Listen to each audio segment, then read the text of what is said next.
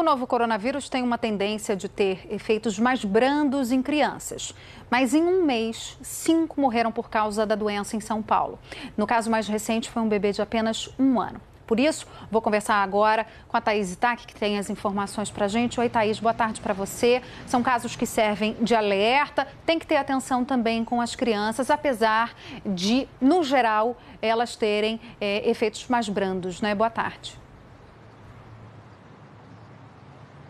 Com certeza, Lilian. Boa tarde para você e a todos que acompanham a Globo News.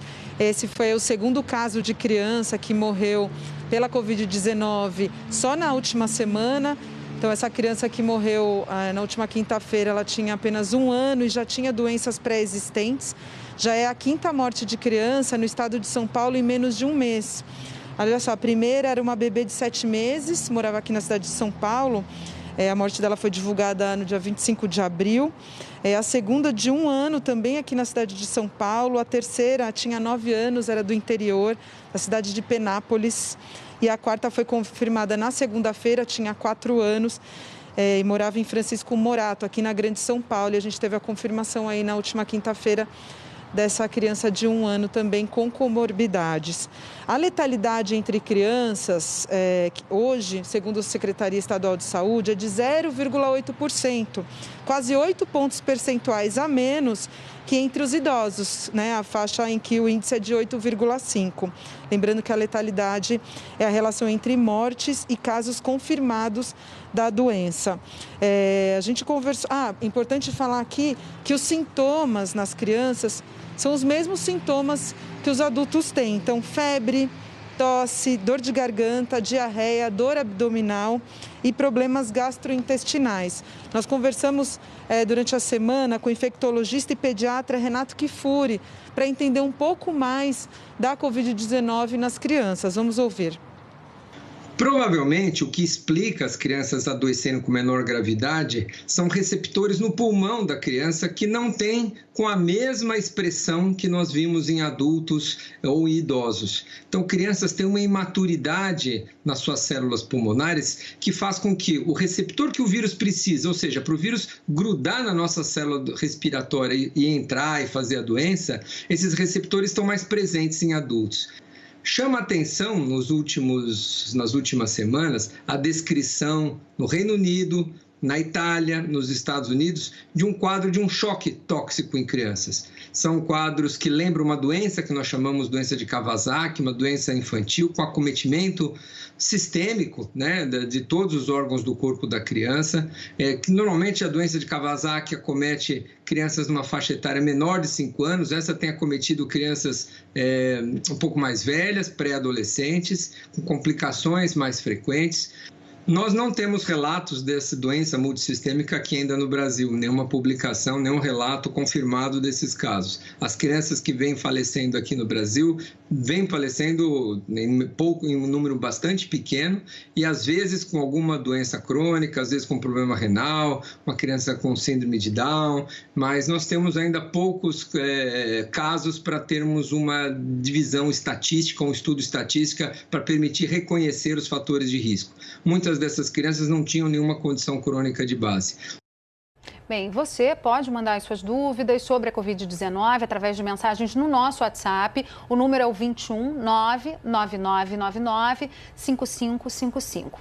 A gente vai conversar agora com o médico intensivista, gerente médico do Hospital Badim, no Rio de Janeiro, doutor Antonino Eduardo Neto. Doutor, muito obrigada pela participação conosco. A gente acabou de ouvir aí as informações da nossa repórter Thaís Itaque, também o médico falando sobre essa questão das crianças. Obviamente, eu também sou mãe, quando a gente ouve falar de Covid-19 criança, a gente já fica em alerta, né, e muito preocupado. Ponderando toda essa questão, elas não são, no geral, grupo de risco, costumam ter efeitos mais brandos, mas não elimina os cuidados necessários, né, doutor? Boa tarde. Boa tarde, Lilian. Boa tarde aos assinantes da Globo News. É uma alegria, um prazer estar aqui. Realmente, nas crianças, a gente tem observado que a doença se manifesta de uma forma mais branda. Então, mas isso não significa que elas não podem adquirir. Eu chamo a atenção, inclusive, para o grupo de jovens, né? O jovem não está isento, ele não tem um passaporte contra o Covid-19. O jovem também adoece, o jovem também fica grave. No nosso hospital tivemos pessoas jovens entubadas, pessoas jovens muito, muito graves. Enfim, a gente tem que tomar todos os cuidados para que não haja contaminação, nem de jovens, nem de crianças, nem de idosos. É óbvio que o grupo de risco é bem diferente. O grupo de risco está relacionado à idade mais avançada, relacionada à presença de comorbidades, em especial relacionadas à questão pulmonar e questão cardíaca. Mas as crianças, de forma alguma, não estão livres. Felizmente, a imaturidade dos receptores, pelo menos em teoria, dos receptores pulmonares, evitam que haja uma complicação maior da doença. E as crianças acometidas, em sua maioria, pelas informações que a gente tem obtido, elas têm alguma comorbidade, alguma doença de base, como disse o colega pediatra. Temos aqui algumas dúvidas dos nossos assinantes. Uma pergunta que é da Alessandra Gonçalves, ela é de Belo Horizonte e ela diz o seguinte: como os hospitais estão cheios, como saber o momento que eu devo procurar ajuda? Só se sentir falta de ar? A gente tem ouvido alguns relatos, inclusive essa semana mesmo, ouvi relato de uma família conhecida em que 2 pessoas foram à emergência e descobriram que estavam com uma oxigenação baixa, mesmo sem falta de ar. Qual deve ser o procedimento, doutor? Esse protocolo está sendo atualizado também? Alessandra, é muito importante essa pergunta, porque a gente tem que tomar extremo cuidado. Falta de ar, dispneia, é um sinal tardio, né? Um sinal que você deve já estar no hospital. É importante você ter uma noção da sua condição, no sentido em que você, às vezes, se cansa para fazer uma pequena caminhada ou deslocar-se dentro da sua casa. Você vai observar se esse padrão natural reduz em você. O grande sinal, normalmente, está relacionado à febre, né? A pessoa que mantém um quadro febril, mesmo utilizando os térmicos, e que ainda essa febre não cessa, ela deve procurar o médico. Na presença de um cansaço anormal, diferente daquele do dia a dia, ela deve procurar o hospital.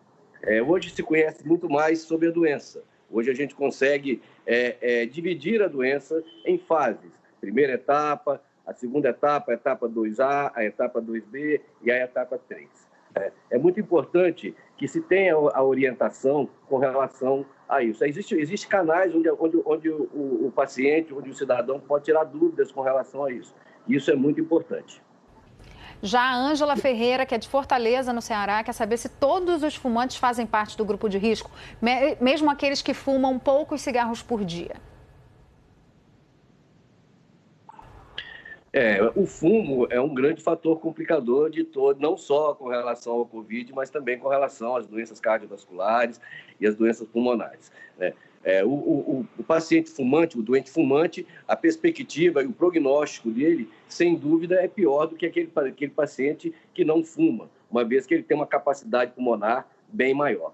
Então, assim, eu sempre aconselho a não fumar. Esse é para levar para pós-pandemia também, né, doutor? Para pós-pandemia, né? Agora, e não fumar e evitar o fumante passivo, né?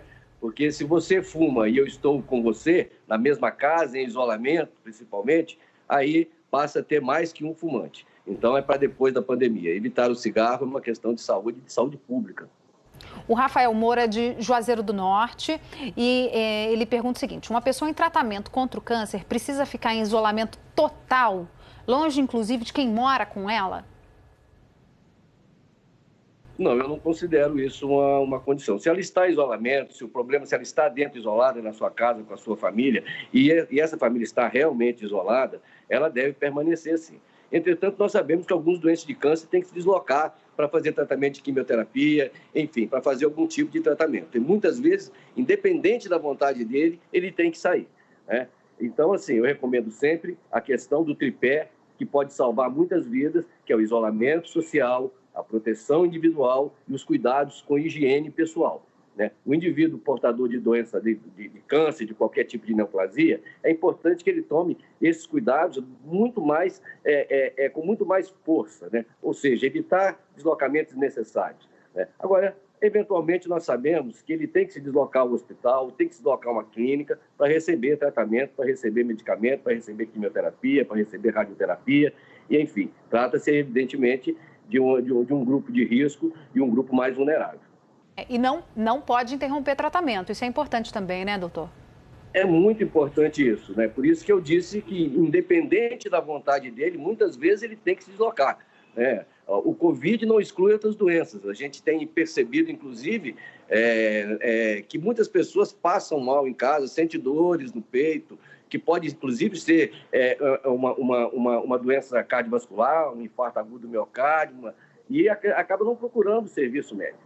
É importante saber que, além do coronavírus, além do Covid-19, as outras doenças continuam em curso. Elas não deixaram de existir. E por isso também a gente não pode ter um serviço de saúde completamente afogado na Covid-19 para dar conta também de todas essas doenças. Doutor, queria pedir uma gentileza. A gente vai trazer algumas notícias aqui, mas eu queria voltar com o senhor daqui a pouquinho para tirar dúvidas de outros assinantes. Pode ser? Claro que sim, estou à disposição. Vai ser uma alegria poder ajudar.